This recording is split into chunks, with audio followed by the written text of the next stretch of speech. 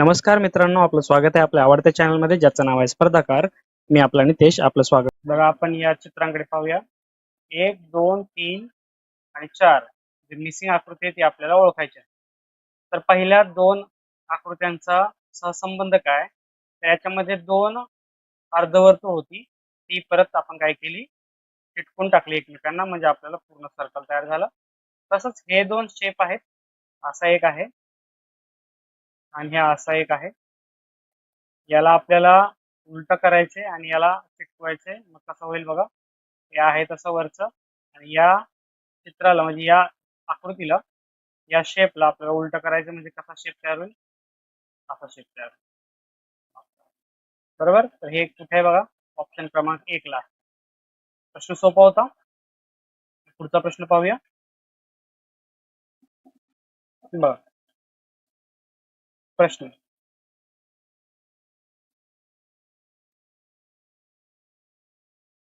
प्रश्न काय म्हणते, प्रश्न वाचूया आपण. 52 कार्डांच्या पॅक मध्ये चेहऱ्याचे कार्ड काढण्याची संभाव्यता काय आहे? आता बघा, हे आपल्याला माहित आहे 52 कार्डचा एक पॅक असतो. त्याच्यामध्ये चेहऱ्याचे कार्ड कोणते कोणते असतात, तर एक गुलाम असतो, एक राणी आणि एक बादशाह असतो. म्हणजे जे 4 आपल्याला 4 प्रकारचे कार्ड्स असतात. मग हे झाले 52. याच्यामध्ये 4 प्रकारचे कार्ड, प्रत्येकी 13, 13, 13, 13, आणि या प्रत्येक 13 मध्ये गुलाम, राणी आणि बादशाह असे 3 कार्ड असतात. मग याच्यात 3 कार्ड, याच्यात 3 कार्ड, याच्यात 3 कार्ड, याच्यात 3 कार्ड, म्हणजे आपल्याकडे टोटल जे चेहऱ्याचे कार्ड आहेत, पहिल्यांदा टोटल कार्ड मला माहिती आहेत 52. त्याच्यापैकी आपल्याला चेहऱ्याचे कार्ड किती आहेत आपल्याकडे, चेहऱ्याचे कार्ड किती झाले बघा, 3 + 3 + 3 + 3 + 3, हे झाले टोटल 12 कार्ड. आता मला काय करायचं, संभाव्यता काढायची. मला माहित आहे संभाव्यतेचा फॉर्म्युला n ऑफ a आणि n ऑफ s. हा जो टोटल कार्ड आहे तो झाला n ऑफ s आणि हा झाला n ऑफ a. मग त्याला पॉसिबिलिटी काय काढू, n ऑफ a म्हणजे 12 किती पैकी, तर या 52 पैकी. तर याला हा भाग द्या, 4 त्रिक 12 आणि 4 × 4 4 त्रिक 12, उत्तराला 313. म्हणजे 313 ही पॉसिबिलिटी आहे, संभाव्यता आहे की आपल्या एका 52 कार्डच्या पॅक मध्ये चेहऱ्याचं कार्ड येण्याची. इथे 313, ऑप्शन क्रमांक बी 313 हे आपलं उत्तर आहे. बरोबर, समजते. हे तर माहित नाही 13 13 13 कोणते कोणते असतात. एक डायमंड शेप असतो, अजून एक असा शेप असतो, अजून एक हार्ट असतो, आणि अजून एक कोणता शेप असतो,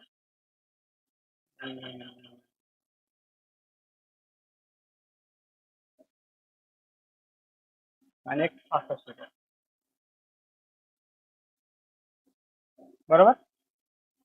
चला पुढचा प्रश्न घेऊया.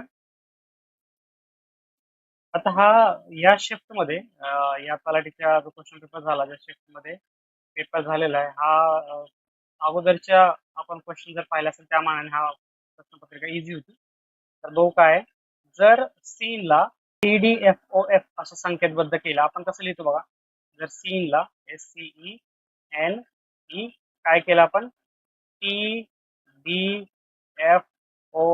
असं संकेतबद्ध केलं, तर क्लायमेटला कसे संकेतबद्ध केले जाईल. क्लायमेटला SCLIMATE. तर कसे संकेतबद्ध करूया आपण, बघा, एसच्या नंतरचं अक्षर येतं टी, सीच्या नंतर डी, ईच्या नंतर एफ, एनच्या नंतर ओ, ईच्या नंतर एफ. म्हणजे त्याच्यानंतरचं अक्षर कोणतं आहे ते आपण कसं संकेतबद्ध केलं. मग सीच्या पुढे काय, डी, एलच्या पुढे एम, आयच्या पुढे जे, एमच्या पुढे एन, एच्या पुढे बी, टीच्या पुढे काय STU, यू, आणि ईच्या पुढं एफ. मग DMJNBUF कोणता आहे बघा, ऑप्शन क्रमांक बी DMJNBUF. तर यात चुकवायचा काय प्रश्न आहे, फक्त बघा हा शेवटचा आणि हा बी ऑप्शन, म्हणजे डी ऑप्शन आणि बी ऑप्शन मध्ये बघा काय फरक आहे? DMG आहे, NBU पण आहे, पण ईच्या जागी F. म्हणजे त्यांना आपल्या गडबडीचा फायदा घ्यायचा चुकवण्यासाठी. एवढंच फक्त याच्यातली ट्रिक आहे की चुकायचं नाहीये. आपल्याला आन्सर माहित आहे, ते फक्त व्यवस्थित तिथे बघून करायचं. आता काय असतं, गडबड असते, शेवटी शेवटी वेळ नसतो, म्हणून आपण काय करतो, 3च अक्षर बघतो किंवा 4 अक्षर बघतो किंवा 5 अक्षर बघतो आणि लगेच टिक मार्क करून पुढे जातो. आणि परत बाहेर आले कळतं, अरे एफ होतं इथं, ई लिहिलं मी. तसं करायचं नाही आपल्याला. एक एक प्रश्न आपला महत्वाचा आहे मित्रांनो. बरं, पुढचा प्रश्न घेऊया. हा तोडीचा प्रश्न होता, त्याच्याकडे आपण नीट लक्ष देऊया. एका हायस्कूलमध्ये विद्यार्थी गणित क्लब किंवा विज्ञान क्लब किंवा दोन्हीमध्ये, म्हणजे कलम लिहून घेतो मी. एक हायस्कूल आहे, एक स्कूल आहे. याच्यामध्ये कोणते क्लब आहेत? एक विद्यार्थी कशात भाग घेतात? एक गणितचा क्लब आहे, एक विज्ञानचा क्लब आहे, किंवा असे विद्यार्थी की त्यांनी गणित अँड म्हणजे दोन्ही मध्ये भाग घेतलाय. गणित मध्ये पण घेतला आणि विज्ञान मध्ये पण घेतला. गणित क्लब मधील 30% विद्यार्थी विज्ञान क्लब मध्ये आहेत. 3 प्रकारचे विद्यार्थी गणित क्लब मध्ये भाग घेतील किंवा विज्ञान क्लब मध्ये भाग घेतील, किंवा असे काही विद्यार्थी आहेत दोन्ही क्लब मध्ये भाग घेतील. गणित क्लब मधील 30% विद्यार्थी विज्ञान क्लब मध्ये आहेत. म्हणजे याच्यातील 30% विद्यार्थी विज्ञान क्लब मध्ये आहेत आणि विज्ञान क्लब मधील 60% विद्यार्थी गणित क्लब. ह्याच्याकडे आपण लक्ष ठेवा. विज्ञान क्लब मधील 60% विद्यार्थी गणित क्लब मध्ये आहेत. विज्ञान क्लब मध्ये 15 विद्यार्थी. आता या विज्ञान क्लब मध्ये 15 विद्यार्थी आहेत, तर विज्ञान क्लब मधील 60% विद्यार्थी कशात आहेत? या गणित क्लब मध्ये आहेत. तर 60% म्हणजे किती? हा काढूया अगोदर. 60% 15च्या किती येते बघूया. 60% विद्यार्थी 15च्या किती येते? 0 ला 0 कट, 5 त्रिक 15, 5 गुणिले 10, बेक बे, बेत्रिक 6, म्हणजे 9. म्हणजे 9 विद्यार्थी विज्ञान क्लब मधले हे गणित क्लब मध्ये आहेत. मित्र कळालं का बघा? विज्ञान क्लब मध्ये 15 विद्यार्थी आहेत आणि त्यातील या विज्ञान क्लब मधील 60% विद्यार्थी गणित क्लब मध्ये आहेत. मग जे गणित क्लब मधील विज्ञान क्लब मध्ये 30% विद्यार्थी, ते किती झाले? 9 झाले. बघा, समजतंय का? परत एकदा सांगतो. गणित क्लबचे 30% विद्यार्थी विज्ञान क्लब मध्ये, हे लक्षात ठेवा अगोदर. विज्ञान क्लब मध्ये 15 विद्यार्थी आहेत आणि त्याच्यापैकी 60% विद्यार्थी गणित क्लब मध्ये आहेत. मग मी 15चा 60% काढलं, हे 9 झालं आणि तेच विद्यार्थी गणित क्लबचे विज्ञान क्लब मध्ये. म्हणजे याचा अर्थ झाला 30% म्हणजे 9 विद्यार्थी. मग मला जर गणित क्लब मध्ये असलेल्या विद्यार्थ्यांची संख्या जर काढायची झाली, तर मी काय करेल? 30%ला 9, तर 100%ला किती विद्यार्थी? बरोबर. मग हे काढा, किती होते? x बरोबर 100 गुणिले 9 भागिले 30. 30 0 0 3 1 3 3 त्रिक 9 आणि हेच उत्तर आलं 30. x म्हणजे 30. म्हणजे याचं उत्तर आलं, गणित क्लब मध्ये विद्यार्थी संख्या किती आहे? 30. म्हणजे कसं दिले माहितीये का? ज्या गोष्टी पहिल्यांदा त्यांनी प्रश्नामध्ये दिल्यात, त्याचा वापर आपल्याला नंतर करायचा. म्हणजे बघा, विज्ञान क्लब मध्ये हे 15 विद्यार्थी आहेत, हे आपल्याला सगळ्यात शेवटी दिले. म्हणजे पहिल्यांदा विद्यार्थी कन्फ्युज झालाय, तो शेवटीपर्यंत वाचेल याची गॅरंटी नाहीये. पण शेवटपर्यंत जर तुम्ही वाचलं, तरच या प्रश्नाचं उत्तर तुम्हाला काढता येईल. समजतंय? म्हणून याचं प्रश्न उत्तर कसं काढायचं? विज्ञानचं 15, 60% 9, 30%ला 9% म्हणजे 100%ला किती? ते झालं 30. म्हणून आपलं उत्तर आलं ऑप्शन क्रमांक सी. उत्तर आहे 30.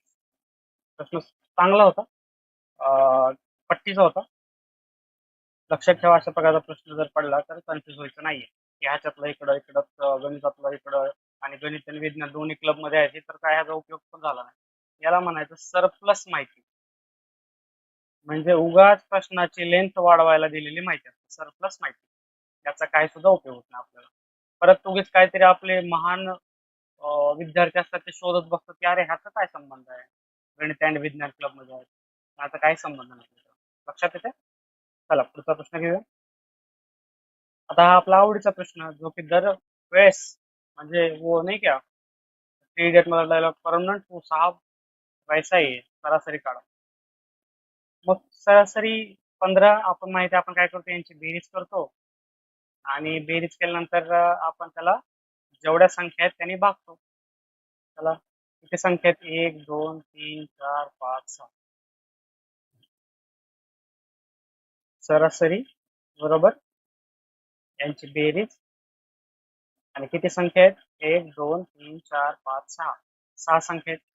त्याला बेरीज करा. 5 24 5 पासून 5 30 7 चाला 3 4 3 7 9 16 16 8 24 24 7 31 6 37 37 5 42.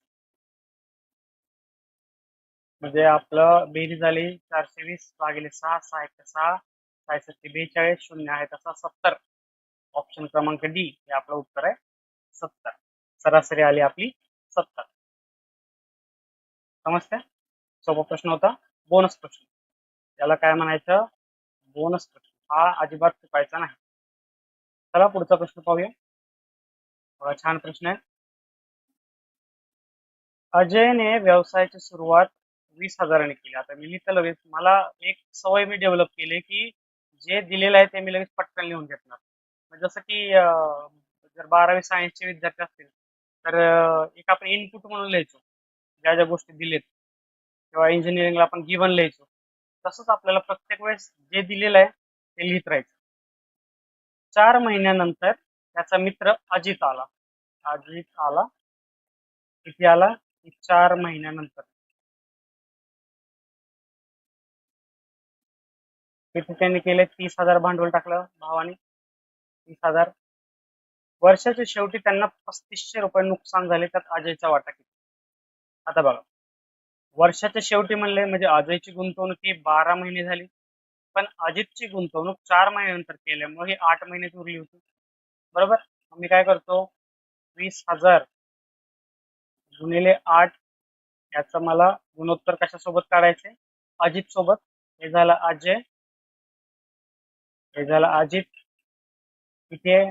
त्याने 30,000 गुंतवले होते गुणिले 8 महिने. सॉरी माफ करा इथं मला 12 लिहायचे. वर्षाच्या शेवटी म्हणजे ह्याचे 12 महिने गुंतवणूक आणि जे 8 महिने गुंतवणूक. चला मग हे पहिल्यांदा मी 4 शून्यला 4 शून्य गायब करतो. उरलं काय? 2 गुणिले 12 आणि 3 गुणिले 8. बरोबर. मग चला हेच भाग देऊ. काही जणांना अवघड जात असेल तर मी असं लिहितो 2 गुणिले 12 भागिले 3 गुणिले 8. मग 3 1 3 3 चौक 12 2 1 2 2 चौक 8 4 4 कॅन्सल. म्हणजे एकास एक गुणोत्तर आहे. मला तर पुढचं काय लिहिलंय? जर शेवटी दोघांना 3500 रुपये नुकसान झाले. बरोबर. जर त्यांच्या गुंतवणुकीचा रेशो जर 1:1 एकास एक म्हणजे सेम सेम आला तर त्यांना होणारा नफा किंवा त्यांना होणारा तोटा हा दोघांमध्ये विभागला जाईल. निम्मा निम्मा होईल कारण की सेम सेम गुंतवणूक झाली त्यांची. म्हणून जर 3500 रुपये नुकसान होत असेल तर अजयचं आणि अजितचं नुकसान सेमच होईल. म्हणजे 3500 ची निम्मी रक्कम 1750 आणि 1750 हा अजयचा लॉस आणि हा अजितचा लॉस. म्हणून आपलं उत्तर काय आहे? अजयचा घ्या 1750 रुपये. ऑप्शन क्रमांक डी. काय नुकसान झालं कारण की दोघांचं नुकसान 3500 रुपये दिले. मग दोघांमध्ये मिळून नुकसान आहे म्हणजे वाटून येणार. मग निम्मा निम्मा नुकसान होणार. मग आपण 3500चं काय केलं? 3500चं 2 भाग केले. भाग दिला 2 1 2 2 7 14 2 5 10 0. 1750 अजयला नुकसान, 1750 अजितला नुकसान. म्हणून आपलं उत्तर आलं ऑप्शन क्रमांक डी 1750. समजते? सोपा प्रश्न होता. जर ह्याच्या स्टेप्स खूप जर कमी केल्या तरी 2 स्टेप मध्ये उत्तर यायला पाहिजे. आणि तुम्हाला समजण्यासाठी मी एकदम व्यवस्थित समजून सांगतो. कारण की आपल्याला सध्या तरी आपला फोकस कशावर पाहिजे? आपला फोकस हा ॲक्युरसीवर पाहिजे. स्पीड आपण नंतर पकडूया. जर गणिताच्या उत्तरापर्यंत जर पोहोचलो तर स्पीड नंतर प्रॅक्टिस करून करून आपण तो मिळवणारच. बरोबर. चला घ्या पुढचा प्रश्न. बघा हा प्रश्न पण खूप छान होता. बघा प्रश्न काय होता? 559 गुणिले 46 गुणिले 28 ए म्हणजे 208 दशकाच्या समथिंग काहीतरी आकडा. इथे एच्या जागी काही असू शकतं आणि 484. जर गुणाकारात एकक स्थानी 2 असेल तर ए जो की हा ए आहे, हा अंक काय आहे असं विचार बघा कसं सोडवायचं असे प्रश्न. आता एकक स्थानाचे अंक कोणते आहेत बघा. इथं 9 आहे, इथं 6 आहे, इथं ए, हे थोड्या वेळ स्किप करूया आपण, इथे 4 आहे. म्हणजे 9, 4, 6 आणि 9 यांचा गुणाकार करूया अगोदर. 9 गुणिले 6 गुणिले 4 एकक स्थानचा गुणाकार होईल ना आपण जेव्हा गुणाकार करतो तेव्हा. मग 9 सख्ख 54 गुणिले 4, 4 चौक 16, हातचा आला 1, 4 पंचे 20 आणि 1 21. याचे एकक स्थानी अंक आहे 6. ए राहिलेलं आहे आपलं बरोबर. ए ला याला गुणायचं. मग ए ची संख्या म्हणजे ए ची व्हॅल्यू, ए ची किंमत अशी कोणती असेल की ह्यांचा गुणाकार जो येईल त्याच्या एकक स्थानी 2 येईल. मग मी 1 पासून सुरू करतो, 1 पासून सुरू करतो की बघा 1,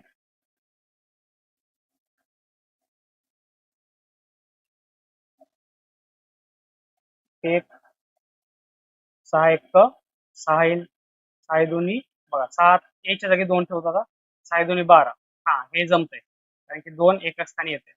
मग 3 साइन त्रिक 18, साइन चौक 24, 6 पंचे 30, 6 6 36, 6 सत्ती 42. हा हे येते. म्हणजे 7 एक येऊ शकतं आणि 2 एक येऊ शकतं. ऑप्शन मध्ये 2 आहे का बघा, 2 ऑप्शन नाही. 7 आहे का, आहे. ऑप्शन क्रमांक सी आपलं उत्तर आहे मित्रांनो 7. अशा प्रकारे काढायचं. म्हणजे मी पहिल्यांदा एकक स्थानांचा गुणाकार केला, ए ला ठेवलं बाजूला. मग याचा जो एकक स्थानी आला 6, त्याला ए ने गुणून बघितलं. मग ए ची किंमत 1 ते 9 असेल बरोबर, 0 तर नसणार आहे. 1 ते 9 अशी किंमत शोधा ए ची की यांचा गुणाकार एकक स्थानी 2 आलं पाहिजे. मग 2 कशाने येईल, 2 ने 1 येईल. जर ए ची किंमत 2 असेल आणि ए ची किंमत 7 असेल, 6 दोन्ही 12, 6 सत्ते 42. ऑप्शन मध्ये जर 2 असतं तर उत्तर 2 आलं असतं, किंवा 2 तरी असेल किंवा 7 तरी असेल, दोन्ही एकदाच नसणार आहे 100%. मग आपलं उत्तर आलं ऑप्शन क्रमांक सी 7 उत्तर आलं. समजते.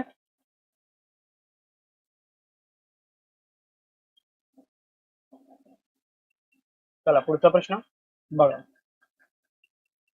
बामा आणि जया प्रत्येकीने 100 गुणांच्या 4 चाचण्या दिल्या.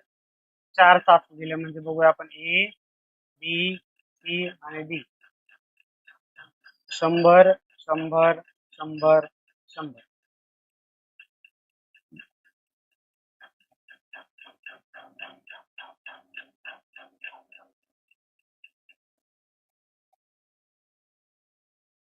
बामाला 4 चाचण्यांमध्ये सरासरी 78 गुण मिळाले.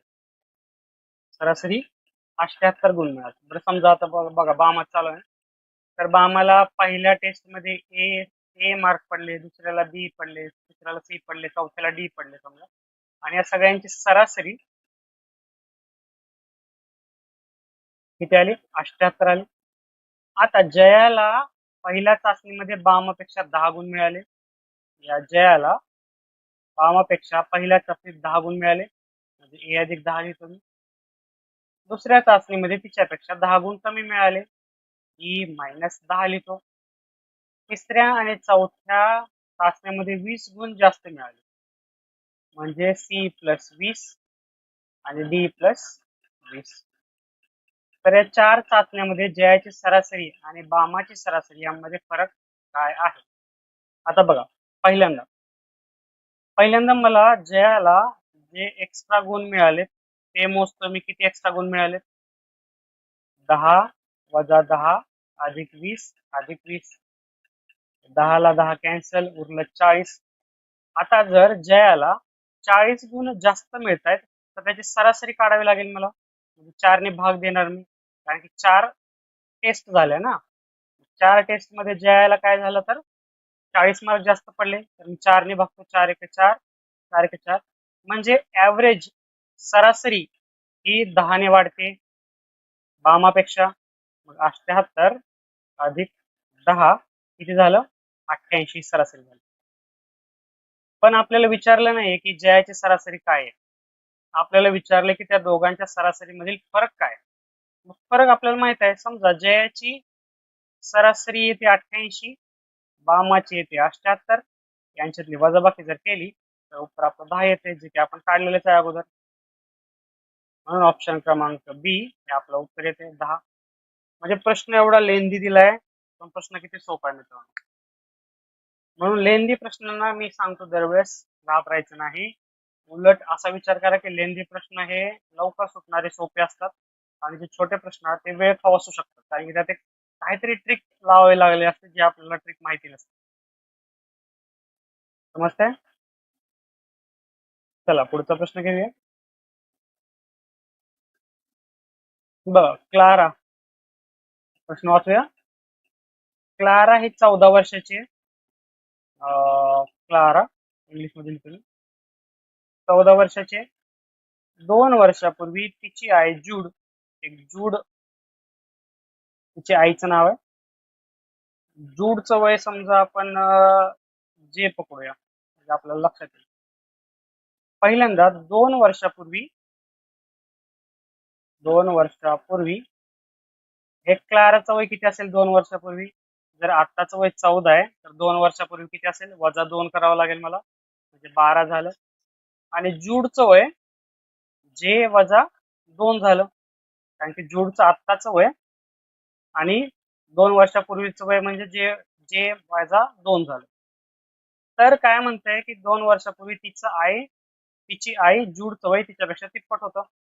म्हणजे मी असं लिहू शकतो का, क्लाराचं वय 12 गुणिले 3, म्हणजे क्लाराच्या वयाच्या तिप्पट जर केली मी तर जूडचं वय येते. 2 वर्षापूर्वीचं क्लाराचं वय हे जूडच्या वयाच्या तिप्पट होतं. मग तुम्हाला जे ची किंमत काढता येईल का? येस, 36 बरोबर जे -2. मग जे कुठं काय झालं, 2 इकडे ऍड झालं, 36 अधिक 2 जे बरोबर 38. म्हणजे हे झालं सध्याचं वय ना, हे आपण सध्याचं वय आहे की आत्ताचं वय झालं, सध्याचं वय 38 झालं. जेव्हा जूडचं लग्न झालं तेव्हा तिच्या वयानं तिचा नवरा 16 वर्षापूर्वी जेव्हा जूडचं लग्न झालं. आता बघा 16 वर्षापूर्वी जूडचं लग्न झालं. मग जूड लग्नाच्या वेळेस किती वयाची होती ते काढूया. म्हणजे जूड 16 वर्षापूर्वी तिचं लग्न झालं ना. आताचं वय आहे 38. 16 वर्षापूर्वी किती आहे? 38 वजा 16, 8तनं 6 गेले 2, 1 2, म्हणजे 22व्या वर्षी तिचं लग्न झालं. पण तिचं लग्न कुणासोबत झालं माहितीये का? हे 22 हे जूडचं वय लग्नाच्या वेळेसचं, आणि मॅटचं वय मला माहित नाही, मग मी एमच पकडतो. त्या दोघांच्या वयाचं गुणोत्तर किती होतं माहिती आहे? 11-13 होतं. म्हणजे मी आता इथे लिहितो, म्हणजे इथं बघा तिचा नवरा मॅटच्या वयाशी असलेले गुणोत्तर किती होतं? 11-13 होतं. मग मी पहिल्यांदा लग्नाच्या वेळेस वय काढलं जूडचं. मला मॅथचं वय काढायचे तसं सांगितले त्यांनी, त्यांचं गुणोत्तर दिले. मग काय मिळालं आपल्याला? 22/m बरोबर 11/13. 11 × 1 = 11, 11 × 2 = 22. m बरोबर 13 तिकडे नेऊया, हे m तिकडे नेऊया. 13 × 2 = 24. म्हणजे मॅथचं वय होतं 24, म्हणजे लग्नाच्या वेळेस. मग मॅथचं वय लग्नाच्या वेळेसचं होतं 24, तर आत्ताचं वय काय? लग्न तर 16 वर्षापूर्वी झालं होतं. मग मी याच्यामध्ये आजचं जर वय मला काढायचं असेल तर त्यात 16 ऍड करतो, आणि मग 6 6 12 हात चालेल 42. आजचं वय आहे 42. मॅथ ऑप्शन क्रमांक सी 42. म्हणजे काय काय विचारले बघा. किती किती किती वेळेस आपण यात कॅल्क्युलेशन केलं. त्यानंतर क्लाराचं वय 2 वर्षापूर्वी त्यांचा सहसंबंध दिला होता, तिप्पट वय आहे क्लाराचं. मग त्याच्यावरनं मी जूडचं वय काढलं. जूडचं वय लग्नाच्या वेळेस किती होतं, कारण की लग्न झाले 16 वर्षापूर्वी. 16 वर्षापूर्वी लग्न झालं म्हणल्यावर जूडचं वय काढायचं म्हणल्यावर -16 करावं लागेल. मग मी 38 - 16 केलं, मला 22 मिळालं. पण 22 जूडच्या वय लग्नाच्या वेळेसचं 22 वय होतं. तर मॅथचं वय किती काढायचं आपल्याला आत्ताचं? मग मला लग्नाच्या वेळेसचं मॅथचं वय काढावं लागेल. ते गुणोत्तर दिलं 11/13. त्याच्यावरून मी काढलं मॅथचं वय त्यावेळेस लग्नावेळेस 26 होतं. आणि आत्ताच वय जर परत मला 16 ऍड करायला लागतील, उत्तर आला हा 42. ऑप्शन क्रमांक सी 42. क्वालिटी गणित त्याला म्हणतात, क्वालिटी. समजते मित्रांनो? जायचं पुढं, चला तर पुढं घेऊया. बघा, सोपा प्रश्न, बोनस प्रश्न. बघा, एक नाणे दोनदा फेकले तर दोन वेळेस चित हेड मिळण्याची संभाव्यता किती? आता दोन नाणे हे एकदाच फेकलेत, थोडा प्रश्नात एकदाच फेकले, दोन नाणे एकदाच असं पाहिजे.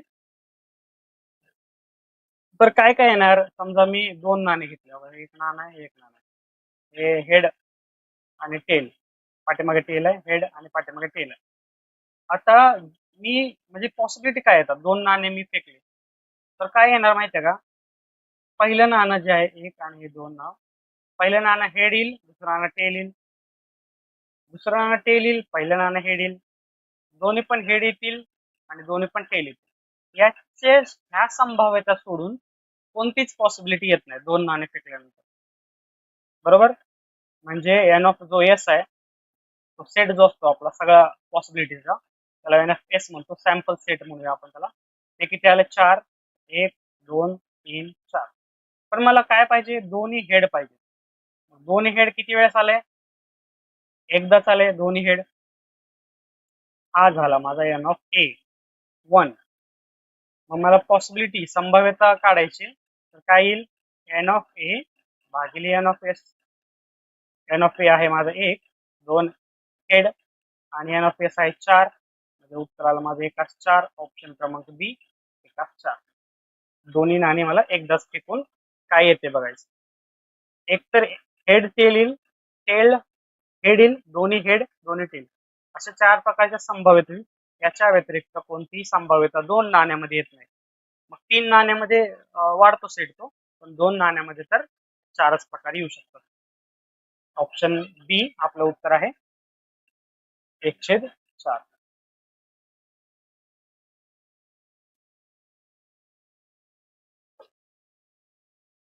बघा,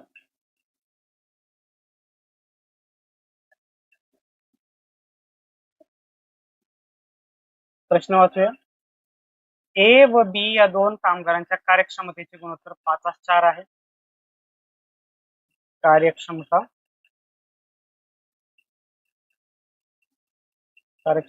ए आणि बी 5/4.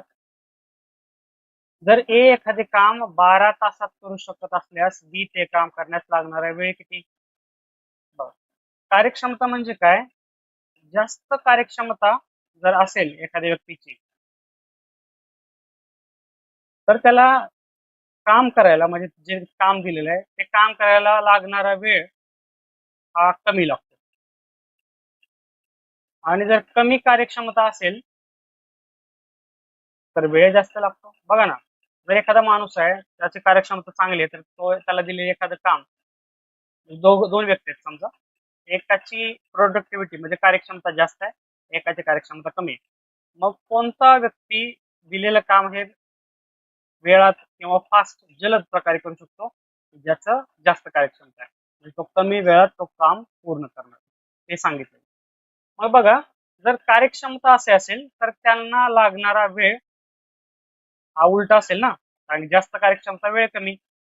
मग जर वेळेचं गुणोत्तर मला काढायचं झालं ए बी सोबत, तर मला ह्याचा व्यस्तांक घ्यावा लागेल, उलट करावं लागेल, 4/5 करावं लागेल, बरोबर? पण ए ला काय लागते? ए ला लागते 12 तास लागते, तर बी ला लागणारा वेळ मला काढायचा, त्याला मी एक्स मानतो. हे झालं आपलं गुणोत्तर. मग त्याला तिरकस गुणाकार करूया. 4x बरोबर 5 गुणिले 12, एक्स बरोबर हे 4 गुणिले इकडे येताना भागाकार होणार, 5 गुणिले 12 भागिले 4 1 4, 4 त्रिक 12, 5 गुणिले 3, 5 त्रिक 15. हे आपलं उत्तर आलं ऑप्शन क्रमांक डी 15 तास. समजतंय? कार्यक्षमताचं उलट केलं की आपल्याला वेळ मिळणार, आणि त्या एकाचा वेळ दिला दुसराचा वेळ काढायचा, सोपं. समजतंय? प्रश्न परत एकदा लक्ष देऊन बघा मी काय सांगितले ते, म्हणजे तुम्हाला कल्पना येईल. पुढचा प्रश्न घेऊया. चला तर मग बघा. एक विक्रेता आहे, त्यांनी एक घड्याळ आहे ते 5% सूटवर विकलं. जर त्याने 7% सूट दिली, 7% सूट दिली, तर नफ्यामध्ये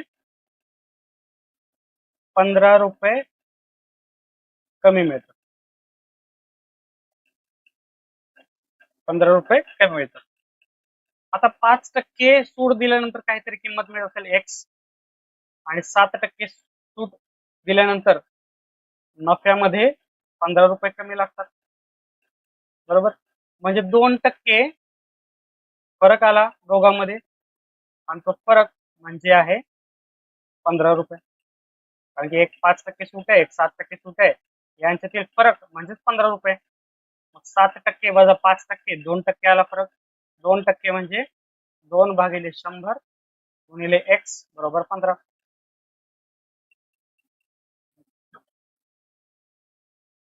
बरोबर ना?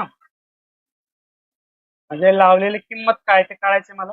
लावलेली किंमत त्या 2% हा 15 कमी मिळतो, फरक मिळतो मला. माझं चला सोडूया. एक्स इथं आहे तर ठेवूया. 15 गुणिले 100 भागिले 2, 1 बे 5 10 5 0, 15 गुणिले 50, 15 5 75, 750. 5% सूट दिले तर मला हा सर्टन किंमत लागते, लावलेली किंमत म्हणून आपण.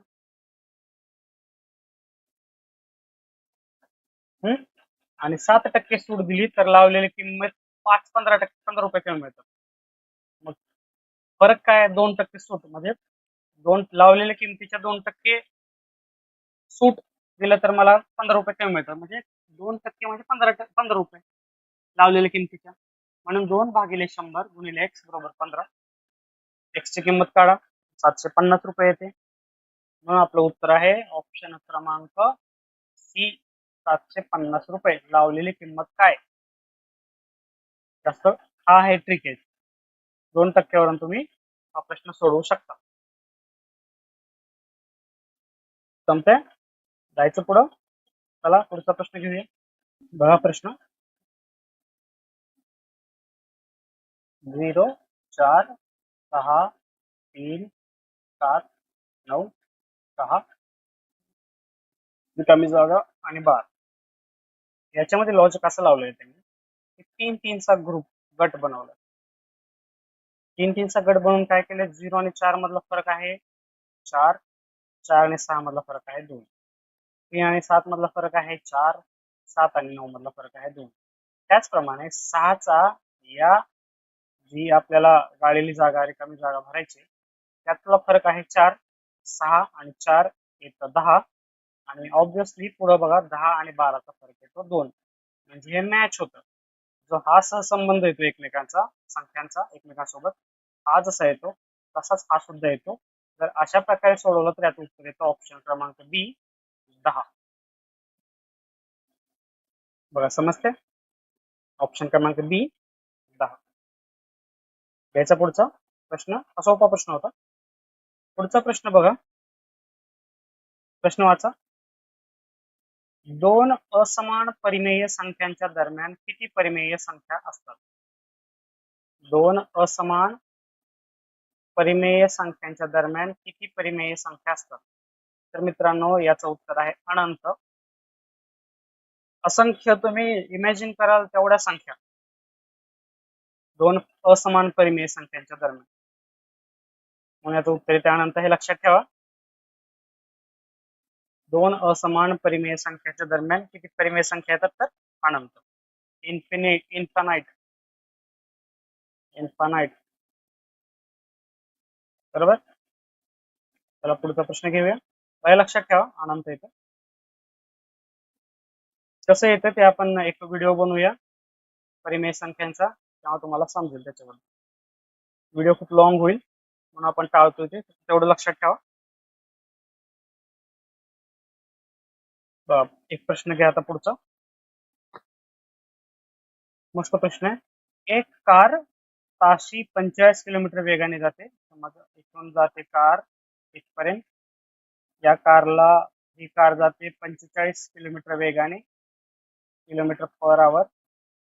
याचे डिस्टन्स आहे म्हणजे अंतर आहे ते समजा डी आहे पकडूया.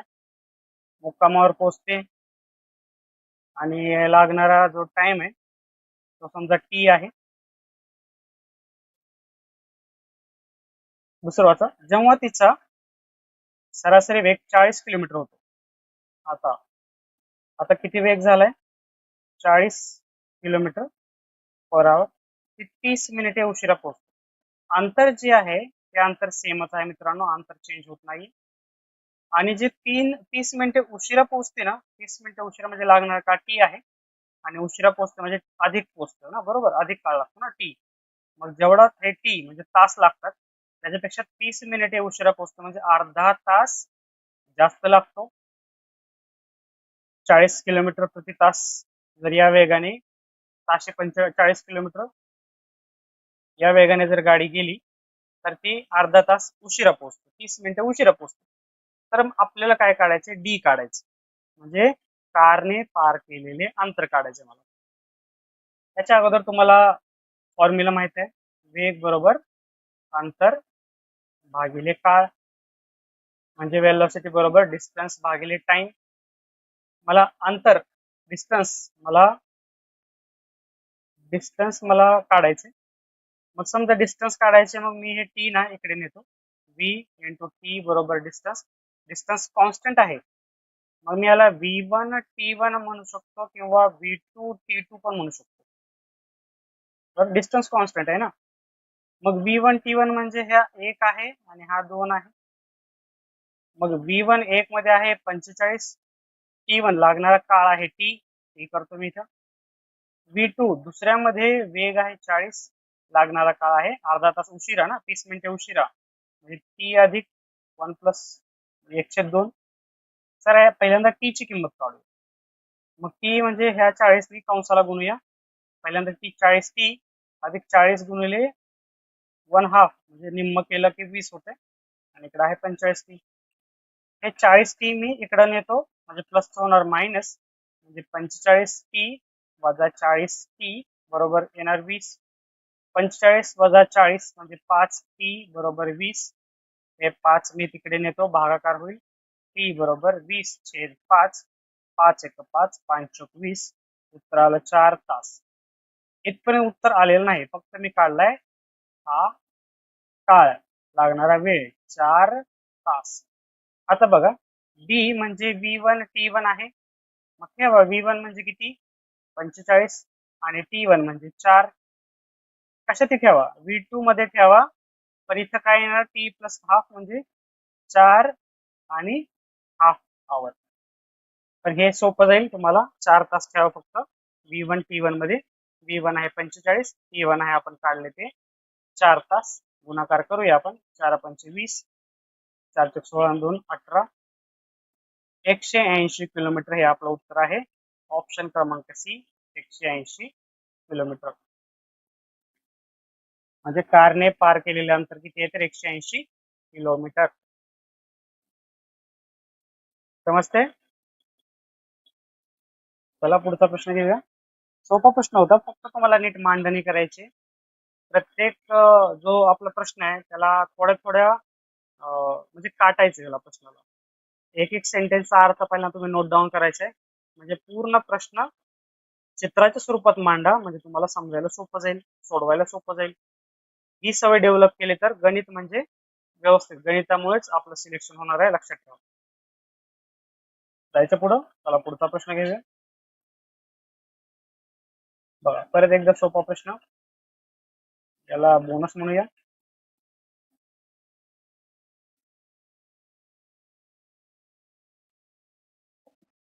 प्रश्न काय म्हणतोय, एक त्यांनी सिरीज दिली आहे, ही जी सिरीज आहे, मांडणीमध्ये अशा किती संख्या आहेत, म्हणजे किती संख्या आहेत ज्याच्यानंतर लगेच चिन्ह आहे आणि अगोदर लगेच अक्षर आहे. पहिल्यांदा संख्या शोधा. बघा ही संख्या आहे 3 2 7 4 9 1, 5, 6, 8. आता अशा किती संख्या आहेत ज्यांच्या पुढं अक्षर आहे, पुढं अक्षर नाहीये? हा, 2 पुढे अक्षर आहे पण नंतर चिन्ह नाहीये, हे पण गेलं. 7च्या पुढे तर संख्या आहे, हे सुद्धा गेलं. आता 4च्या पुढे अक्षर नाही, इथं चिन्ह आहे. 9च्या पुढे अक्षर आहे आणि नंतर चिन्ह आहे बघा, हा 9 फक्त येऊ शकतो. 1 झाला. परत 1 पुढं अक्षर आहे पण नंतर चिन्ह नाही, हा सुद्धा गेला. पुढं अक्षर पाहिजे, चिन्ह संख्या आहे, हे सुद्धा गेलं. 6च्या पुढं चिन्ह आहे, हे सुद्धा गेलं. 8च्या पुढं संख्या, हे सुद्धा गेलं. म्हणजे फक्त एकच अशी जोडी किंवा एकच असा ट्रिपलेट मिळाले की ज्याचे जी संख्यांच्या पुढे अक्षर आहे आणि नंतर चिन्ह आहे. म्हणजे ऑप्शन क्रमांक 1 फक्त एक अशी संख्या आहे ज्याच्या नंतर लगेच चिन्ह आणि अगोदर अक्षर आहे. H9 star. नमस्ते. चला पुढचा प्रश्न घेऊया. ठीक, प्रश्न वाचूया. 39 विद्यार्थी असलेल्या वर्गामध्ये प्रत्येकाकडे एक कुत्रा आहे. बरं ठीक आहे, 39 आहेत म्हणजे एक कुत्रा किंवा एक मांजर किंवा कुत्रा आणि मांजर म्हणजे 39 विद्यार्थी आहे. एक तर एक कुत्रा असेल किंवा एक मांजर असेल किंवा एक मांजर आणि कुत्रा असेल, म्हणजे दोन्ही असेल. 20 विद्यार्थ्यांकडे कुत्रा आहे, 20 विद्यार्थ्यांकडे कुत्रा आहे. 26 विद्यार्थ्यांकडे मांजर आहे. आता किती मुलांकडे कुत्रा आणि मांजर हे दोन्ही आहेत हे काढायचे मला. कुत्रा आणि मांजर आहेत हे काढायचं. मग बघा, फॉर्म्युला आहे आपला PA of B, P of A plus P of B वजा PA of P of A जे आहे ते हे P ऑफ A आहे, हे P ऑफ B आहे आणि हे P ऑफ सॉरी हे नाही 39 हे P of A of B आहे. सॉरी A इंटरसेक्शन हे याची किंमत 39 आहे. चला फक्त किमती ठेवायच्यात. 20 प्लस 26 वजा 39, 20 प्लस 26 वजा 39 म्हणजे 46 वजा 39 उत्तर 7 आहे. ऑप्शन क्रमांक सी 7 हे माझं उत्तर आहे. याचे किती मुलं आहेत ज्यांच्याकडे दोन्ही आहेत? तर 7 विद्यार्थी असे की ज्यांच्याकडे कुत्रा सुद्धा आहे आणि मांजर सुद्धा. हे फॉर्म्युले सेट फॉर्म्युले आपल्याला पाठ करायचे मित्रांनो. हा खूप प्रश्नपत्रिका झाल्यानंतर अशा प्रकारचा प्रश्न आला होता, तो अशा प्रकारे सोडवायचा आपल्याला. अशा प्रकारच्या प्रश्नांचा आपण एक व्हिडिओ नंतर बनवूया व्यवस्थितपणे. तोपर्यंत अशा प्रकारे सोडवायचे 20 प्लस 26 वजा 39. चला नेक्स्ट प्रश्न घेऊया. वयाबद्दल विचारले असता एका व्यक्तीने सांगितले की त्याचे वय पहिल्या 15 नैसर्गिक संख्यांची बेरीज केल्यानंतर मिळते, तर त्या व्यक्तीचे वय किती? तर पहिल्यांदा आपल्याला फॉर्म्युला माहिती आहे की नैसर्गिक संख्यांची बेरीज हा फॉर्म्युला काय? तर तो फॉर्म्युला n कंसामध्ये n अधिक 1 भागिले 2. आता तुम्ही याच्यावरून कितीही नैसर्गिक संख्यांची बेरीज तुम्ही करू शकता. जसं की यांनी दिले की 15 नैसर्गिक संख्यांची बेरीज. मग मी n ची किंमत काय ठेवेल? n ची किंमत ठेवेल 15. चला ठेवा 15 कंसात 15 अधिक 1 भागिले 2. 15 गुणिले 15 अधिक 1 म्हणजे 16 भागिले 2. 1 2 8 16. 15 गुणिले 8 15 8 20 असे उत्तर आलेलं आहे 120. ऑप्शन क्रमांक सी 120. आता 120 वय असू शकतं, त्याच्यावर आपला विश्वास बसतो न बसतो, पण याचं उत्तर तर 120 देतो. कारण की पहिल्या 15 नैसर्गिक संख्यांची बेरीज मला मिळते 120. मग त्या व्यक्तीचे वय असेल 120. त्याच्यामध्ये आपण असा विचार करू शकतो, अरे 120 वय असू शकते का, 100 असू शकते का, 150 असू शकते, नाही याचं उत्तर 50 असेल काहीतरी. पण तसं नाहीये मित्रांनो. आपल्याला काय करायचं, त्याचं वय किती का असं, ज्या जसं आपण सोडवले तेच आपलं उत्तर, असं लॉजिक लावायचं नाही. जे दिले ते तथ्य मानायचं आणि त्याच्यानुसार उत्तर सोडवायचं. स्वतःचं डोकं जास्त लावायचं नाही. समजतंय? जायचं पुढं. चला तर मग पुढचा प्रश्न घेऊया. बघा प्रश्न, हा प्रश्न ना मला वाटत नाही खूप लोकांचा बरोबर आला असेल. याचं उत्तर मी अगोदर सांगतो. याचं उत्तर आहे, जो हा जी क्रम आहे त्यातलं चुकीचा क्रम ओळखायचा. याचं उत्तर आहे 0. याचं 0च्या जागी येतं 1. आता बघा, जर मी 0च्या जागी 1 घेतलं तर काय येतं मी तुम्हाला सांगतो. 6, 9, 18, 27, 14. पहिल्या संख्येला गुणायचे 2 नी, म्हणजे ही संख्या मिळते. दुसऱ्या संख्येला गुणायचे 3/2 नी, म्हणजे ही संख्या मिळते. परत गुणायचं, गुणाकार लिहितो, गुणाकार, गुणाकार 2, मग ही संख्या मिळते. 6, 9, 18, 27, 14. गुणिले 2 केले की 18 मिळणार. याला परत गुणिले 3/2 केले की 27 मिळणार.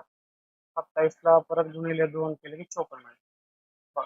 1 ला गुणिले 2 केले की 2 मिळणार. 2 ला 3/2 नी गुणलं, 2 2 कॅन्सल, 3 उरणार, जे की इथं आलेलं आहे. 3 ला 2 ने 3 दोन्ही 6 येणार. 6 ला 3/2 ने गुणा, 2 2, 6, 3 आणि 3 9 येणार. आता परत 9 ला 2 ने गुणा, 9 दुणे 18 येणार. 18 ला 3/2 ने गुणा, 1 2, 2 9 18, 9 त्रिक 27 येणार. 27 ला 2 ने गुणा, 54 येणार. मग इथे 0 नाही पाहिजे, 0च्या जागी काय पाहिजे, 0च्या जागी 1 पाहिजे. म्हणून आपलं उत्तर आहे 0. हे चुकीचं आहे. असा क्रम शोधणं म्हणजे थोडस अवघड आहे. येऊ शकतं, असं काय अशक्य पटीतील गोष्ट नाही. तर अशा प्रकारे सोडायचं म्हणजे आपल्याला कळेल. आणि आपल्या एक ब्रेनला सवय असते की सर्वात पहिला अंक हा कधीच चुकीचा नसतो. ही सवय, हा जो अंदाज आहे तो या प्रश्नाने आपल्याला मोडला. म्हणजे प्रश्नाचा सुरुवात सुद्धा चुकीचा क्रम असू शकतो, म्हणजे 0 सुद्धा चुकीचा क्रम असू शकतो. आपल्याला एक सवय लागली असते की 0 म्हणजे किंवा पहिली संख्या ही नेहमी बरोबर असते, मधलाच कुठला तरी चुकीचा असतो असं नाहीये. तर पहिला सुद्धा चुकीचा असू शकतो. ओके, समजतंय? चला पुढचा प्रश्न घेऊया. आता आपल्याला वगळलेली संख्या शोधायची. वगळलेली संख्या शोधण्यापूर्वी त्याच्यात लागलेलं लॉजिक हे कशा प्रकारचं आहे बघा. 0, 2, 3, 5, 8, 10, हे रिकामी जागा, 17 आणि 24 या संख्या आहेत. त्याच्यामध्ये 2 सिरीज आहेत मित्रांनो, 1 आणि 2. एक सिरीज बघा अशी, एक ऑड, एक सोडून एक, ही सिरीज आहे. म्हणजे कोणती सिरीज आहे, 0, 3, 8, हे रिकामी जागा आणि हे 24. दुसरी सिरीज आहे 2, 5, 10, 17. बघा समजते का, या 2 सिरीज आहेत. आता बघा ह्या पहिल्या सिरीज मध्ये बघा, हे +3 आहे, 3 आणि 8 मधला फरक 5 आहे. त्याच्या अगोदर ही सिरीज बघा, ह्याची सुद्धा +3 आहे. दुसरा 5 आणि 10 मधला फरक 5 आहे आणि 10 आणि 7 मधला 7 आहे. म्हणजे ही जी वगळलेली संख्या आहेत आणि ही जी संख्या आहे त्याच्यामध्ये फरक किती असणार आहे, 7 असणार आहे. आणि 8 आणि 7 झाले 15. म्हणून माझं हे उत्तर आहे 15. आता पुढे पण बघा ना, 15 अधिक 9 केले की मला 24 मिळते. याच्यात पण जर मी 9 मिळालं तर किती होते बघा, 26 होते. हे सुद्धा लॉजिक इथं लागू शकतो जर 2 सिरीज वेगळ्या केल्या तर. म्हणून आपलं उत्तर आहे ऑप्शन क्रमांक सी, 15. सोपं होतं, फक्त अशा प्रकारे जर वेगळ्या केल्या असत्या आणि दोघांचा डिफरन्स जर बघितला असता तर आपल्याला लगेच याचं उत्तर कळालं असतं. ऑप्शन क्रमांक सी उत्तर आलेलं आहे 15. समजतंय? सोपा प्रश्न होता.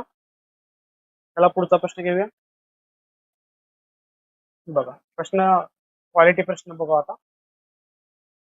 प्रश्न वाचूया. 13 पेपर गुणांची सरासरी 50 आहे. म्हणजे बघा 13 पेपर सरासरी 50 आहे. मग मी सरासरी कसं काढतो? सरासरी काय असते? सरासरी म्हणजे दिलेल्या पेपरचे गुण त्यांची समजा बेरीज x आहे आणि किती पेपर आहेत तर 13 आहेत आणि सरासरी आहे 50. मग त्या बेरीज जी आहे ती गुणांची बेरीज आहे पेपरमध्ये पडलेल्या, मग हे 13 इकडे जाईल, 13 गुणिले 50, 13 5 65 शून्य आहे तसं, म्हणजे गुणांची बेरीज आहे 650. इथपर्यंत आलो. ओके. पहिल्या 7 पेपरांची सरासरी 52 आणि शेवटच्या 7 पेपरांची सरासरी 45 आहे. 7 ची आहे 52 पहिल्या आणि शेवटच्या 7 ची आहे 45. मग बघा आता पहिल्या 7 ची बेरीज म्हणजे मी y मानतो, भागिले 7 बरोबर 52. इकडे लिहावं लागेल मला, y बरोबर 52 गुणिले 7. 7 दोन्ही 14, हात चाला 1 7 8 35 आणि 1 36. हे आली पहिल्या 7 पेपरच्या गुणांची सरासरी म्हणजे बेरीज आली आता. तर आता शेवटच्या 7 तसंच करायचं, हे झेड बेरीज समजूया. 7 शेवटचे पेपर, ऍव्हरेज आहे 45. मग झेड ची किंमत काय येते? झेड बरोबर 45 गुणिले 7. 7 5 35, 7 3, 7 4 28 आणि 3 31. आता शेवटच्या 7 आणि पहिल्या 7 याच्यामध्ये एक कॉमन असणार ना. समजा हे 7 आणि हे 7 याच्यातला एक कॉमन असणार, कारण की 14 नाहीत पेपर, 13 आहेत, म्हणजे एक हा कोणता तरी कॉमन असणार. माझ्या कॉमन जो आहे पेपर त्याच्यातले गुण कळणार मला. कसे कळणार? त्याचं लॉजिक असं आहे की मला पहिल्या 7 आणि शेवटच्या 7 मार्कांची बेरीज कळाली. एक आहे 364 आणि एक आहे 315. यांची मी बेरीज करतो. 4 आणि 5 9, 6 आणि 1 7, 3 आणि 3 6. पण याच्यामध्ये एकाचे मार्क डबल घेतलेले आहेत. मला टोटल 13 पेपरचे मार्क मला माहिती 650 आहेत आणि हे जे आले ते एक्स्ट्रा म्हणून आले. 7वा जो पेपर आहे त्याचे गुण काय जर मला काढायचं असेल, त्याचे एक्स्ट्रा आलेले गुण मला काढावे लागतील. मला 679 मधून 650 जर वजा केलं तर मला एक्स्ट्रा गुण जे की डबल पकडले, 2 वेळेस पकडले 7व्या पेपरचे, मला लगेच कळतील. वजाबाकी करतो मी. 9 7 5 गेले 2, उत्तर आलं 29 गुण. ऑप्शन क्रमांक सी 29. ऑप्शन क्रमांक सी 29 गुण हे मला 7व्या पेपरला पडलेले आहेत. चला पुढचा प्रश्न घेऊया. बघा हा फिक्स वाला प्रश्न, हा सारखा हात टाईप पडतो प्रश्न.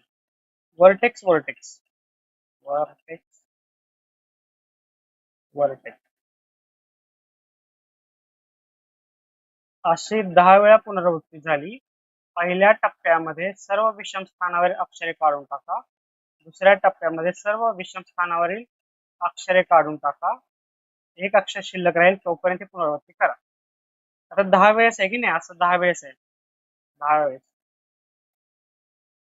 पण मी 2 वेळेस अगोदर काढून घेतो की काय उरतं काय. मग विषम स्थान म्हणजे 1 3 5, 1 3 5. काय उरलं? E E x E E x उरलं. परत एकदा विषम 1 2 1. विषम पैकी आपण काढतो ना, मग हे उरलं टी, हे उरलं ई एक्स, म्हणजे हे झालं दोघांचं. मग गुणिले 5 वेळेस असंच येणार. ई ई एक्स हे दोघांचं, ई ई एक्स हे दोघांचं, 2 2. ई ई एक्स हे पुढच्या दोघांचं, ई ई एक्स हे पुढच्या दोघांचं, ई ई एक्स हे पुढच्या दोघांचं. परत एकदा विषम स्थानाचे अंक घालवा, हे अक्षर घालवा.